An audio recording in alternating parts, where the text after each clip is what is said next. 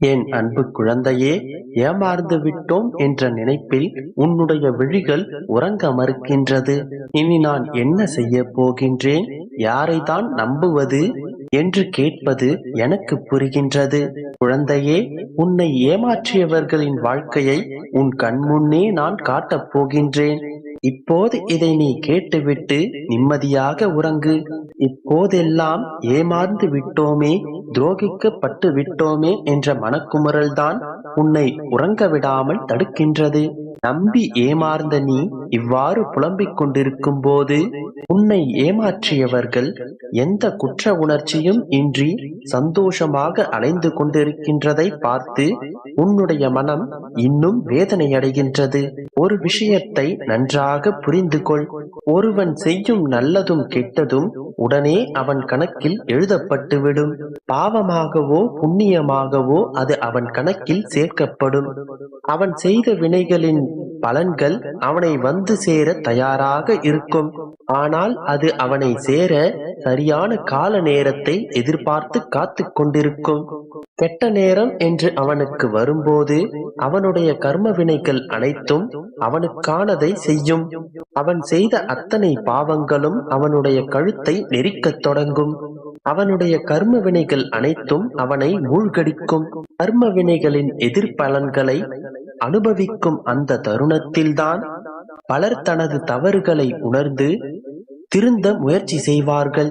தாம் செய்த பாவங்களில் தாமே சிக்கித் தவிக்கும் போதுதான் அந்த பாவங்களுக்கான பரிகாரங்களையும் மன்னிப்புகளையும் தேடி அலைந்து கொண்டிருப்பார்கள். அப்படித்தான் செல்லமே, உன்னை ஏமாற்றி சென்றவர்களின் நிலையும் எதிர்காலத்தில் அமையும்.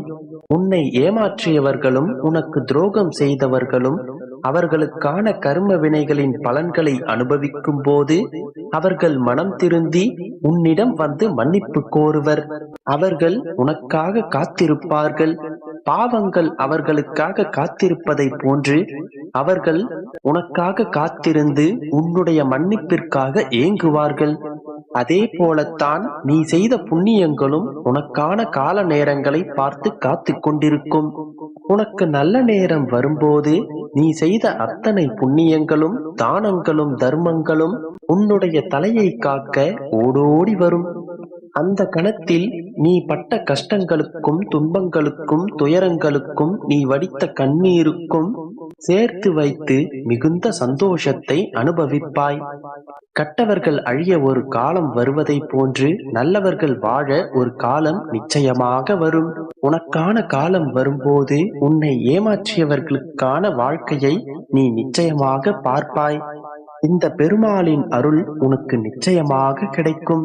எப்போதுமே என்னுடைய தீர்ப்பு நியாயத்தின் பக்கமும் தர்மத்தின் பக்கமும் தான் இருக்கும். கூடிய விரைவில் உனக்கான நீதி உனக்கு கிடைக்கும். நம்பிக்கையோடு இரு, நல்லதே நடக்கும். என் அன்பு குழந்தையே, உன் மனதை மகிழ்விக்கும் ஒரு மகிழ்ச்சியான செய்தி நாளை காலை உனக்காகவே காத்து கொண்டிருக்கிறது. செல்லமே, அப்பாவின் இந்த வார்த்தைகளை நம்பி நீ இப்பொழுது நிம்மதியாக உறங்கினால் நாளை காலை உனக்கான அந்த விஷயம், நீ நீண்ட நாட்களாக என்னிடம் கேட்ட அந்த விஷயம் நிச்சயமாக உன்னை வந்து சேரும். என்னுடைய கை விரல்களை அசைத்தாலே உன்னுடைய வாழ்க்கையை தலைகீழாக என்னால் மாற்ற முடியும். உனக்கான சரியான நேரம் வரும்பொழுது எல்லாமே நீ நினைத்தபடி சரியாகவே நடக்கும். இதை உன் அப்பா மீண்டும் மீண்டும் சொல்லிக் கொண்டுதானே இருக்கிறேன். அந்த சரியான நல்ல நேரம் உனக்காக வந்து விட்டது. என் தங்கமே, இதுவரைக்கும் நீ பல பிறவிகளில் செய்த புண்ணியத்தால் தான் உன் அப்பாவை உனக்காக வேலை செய்ய வைக்கிறது. நீ எனக்கு கொடுத்த தட்சணையை நான் உனக்கு 100 மடங்காக திரும்ப கொடுக்கப் போகிறேன். குழந்தையே, தர்ம செயல்கள் தானம் செய்து உன் அப்பாவை உன்னுடனே வைத்துக் கொள்வாய்தானே? உன் பக்கத்திலே இருந்து உன்னை ஆசீர்வதித்துக் கொண்டு நீ சந்தோஷமாக வாழ்வதை நான் பார்த்து கொண்டிருக்க வேண்டும். நீ சந்தோஷமாக இருப்பதை பார்த்து கொண்டிருக்கத்தான் நான் ஆசைப்படுகிறேன். தான தர்மம் எல்லாம் செய்வதற்கு என்னிடம் வசதி வாய்ப்பில்லை என்கிறாயா? நீ மாறப்போகிறாய். உன்னுடைய வாழ்க்கையும் மாறப்போகிறது. புதிய வாழ்க்கையும் புதிய வசதிகளையும் அனுபவிக்கப் போகிறாய்.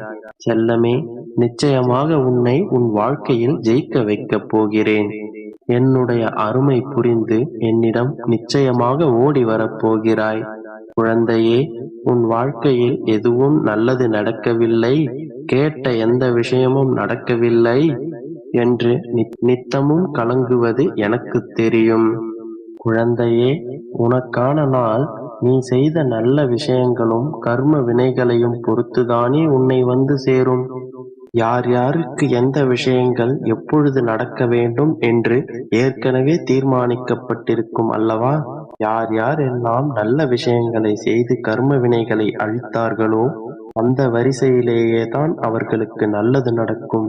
உனக்கான நாளாக நாளை விடியலில் உனக்கு குறிக்கப்பட்டுள்ளது. குழந்தையே, இத்தனை நாளாக நீ விரும்பி கேட்ட அனைத்து விஷயங்களும் நாளை விடியலில் உனக்காக நிறைவேறப் போகிறது. அது நிச்சயமாக உனக்கு மகிழ்ச்சியை கொடுப்பதற்காகவே இருக்கும். இது தெரியாமல் நீ கவலைப்படாதே. தூக்கம் வராமல் தவிக்கின்ற அளவிற்கு இது ஒன்றும் மிகப்பெரிய விஷயமல்ல. என் அன்பு குழந்தையே, உன் அப்பா. என் அன்பு குழந்தையே, பயம் கொள்ளாதே. சோர்வு, பயம், விரக்தி இவை அனைத்தும் உன்னை ஆக்கிரமிக்காமல் பார்த்துக்கொள். ஒவ்வொரு நிமிடமும் பொன் போன்றது. அதை தேவையற்ற எண்ணங்களுக்காக வீணாக்காதே. எல்லோருக்கும் வாழ்க்கையில் சண்டை சச்சரவுகள் இருக்கத்தான் செய்யும். குழந்தையே, அதையெல்லாம் பொருட்படுத்தவே கூடாது. சில விஷயங்களை அப்படியே விட்டுவிடு. அதுதான் உனக்கு நல்லது. ஏனெனில் உன்னை சுற்றி இருப்பவர்கள் பிரச்சனைகளை அறிந்தும் அறியாதவர்கள் போல் நடிக்கிறார்கள். ஆனால் நீயோ அது தெரியாமல் பிரச்சனைகளுக்கான தீர்வை தேடி அலைந்து கொண்டிருக்கிறாய். அனுதினமும் உன்னை வழிநடத்துவதற்காக ஏதாவது ஒரு ரூபத்தில் நான் வந்து கொண்டுதான் இருக்கிறேன். ஆனால் நீயோ அதையெல்லாம் விட்டுவிட்டு மீண்டும் என்னிடம் வந்து துயரங்களுக்கு தீர்வு கேட்டுக் கொண்டிருக்கிறாய். முதலில் துயரங்களைக் கண்டு வலி கொள்ளாமல் இரு. குழந்தையே, அப்போதுதான் உன்னை சுற்றி என்ன நடக்கிறது என்பதை உன்னால் உணர முடியும். உன்னை சொல்லி குற்றமில்லை. இது காலத்தின் கட்டாயம். நீ இந்த நிலையை அனுபவித்துதான் ஆக வேண்டும். நீ என் பிள்ளை. உனக்காகத்தான் நான் போராடி கொண்டிருக்கிறேன். இப்போது நீ அனுபவித்துக் கொண்டிருக்கும் கர்ம வினைகளை நான் கரைத்துக் கொண்டிருக்கிறேன். நீ இப்போது அனுபவித்துக் கொண்டிருப்பது அதில் ஒரு சிறு பகுதிதான். வாழ்வில் நீ சந்திக்கும் தோல்வியை நினைத்து வாழ்க்கையில் நீ தோற்று விட்டாய் என்று எண்ணாதே. நீ அனைத்திலும் வெற்றி பெறுவாய். நான் உன்னை எந்த நேரத்திலும் பார்த்து கொண்டுதான் இருக்கிறேன். வருத்தப்படாதே, அழாதே என் தங்கமே. தோல்வி வரும்பொழுது துவண்டு போகாதே. துன்பத்தை பெரிதாக நினைத்து இன்பத்தை இழந்து விடாதே. உனக்கு நிறைய வாய்ப்புகளும் காலங்களும் இருக்கின்றன. உனக்கு சாதகமாக மாற்றிக்கொள்ளத்தான் இந்த சின்ன சின்ன சறுக்கல்கள் என்று புத்துணர்ச்சியோடு எழுந்து நடமாடு. பாம்பு எத்தனை முறை தோலை உரித்தாலும் அது பாம்புதான். சில மனிதர்களை உன் வாழ்வில் அனுமதிப்பதற்கு முன்பு இதை நினைவில் கொள். மனசாட்சி இருப்பவர்கள் கஷ்டப்படுவதும் மனசாட்சி இல்லாதவர்கள் மகிழ்ச்சியாக இருப்பதும் விதியின் மானங்கெட்ட விளையாட்டு. கலங்காதே குழந்தையே. பசி அடைந்த பின்பு கிடைக்கும் உணவும் மனம் வெறுத்த பிறகு கிடைக்கும் அன்பும் பயனற்றது. உனக்கான நேரம் தொலைவில் இல்லை. அது உன்னை தேடி வந்து கொண்டிருக்கிறது. அனைத்தையும் நான் பார்த்து